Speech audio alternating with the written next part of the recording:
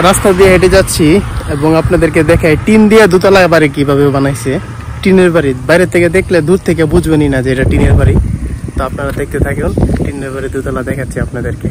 আপনারা দেখেন এই বাড়িটি দোতলা একটা বাড়ি। বাড়ির ভিতরে এসি পর্যন্ত আছে, এসি পর্যন্ত ফিট করে। আপনি দেখেন ওই যে বাইরে নিচে বাইরে এসি গুলো রাখা আছে। তো ঘরের ভিতরের দিকে ঢুকলে বুঝতে পারবেন না যে এটা টিন দিয়ে বানাইছে। বাইরে থেকে লক্ষ্য করে তাকালে বোঝা যায় যে এটা টিনের বাড়ি।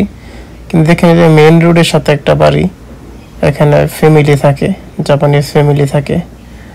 তো বাড়িটা এরকম ভাবে তৈরি করছে যে এটা বাইরে থেকে হঠাৎ করে চাইলে বা হঠাৎ করে দেখলে আপনি বুঝবেনই না যে এটা টিনের একটা বাড়ি, টিন দিয়ে বানায় রাখছে। ঠিক আছে, ইদানিং আমাদের বাংলাদেশে এরকম বাড়িঘর তৈরি হচ্ছে, মেলার মেঝে প্রদর্শন করছে ইদানিং খবরে দেখলাম।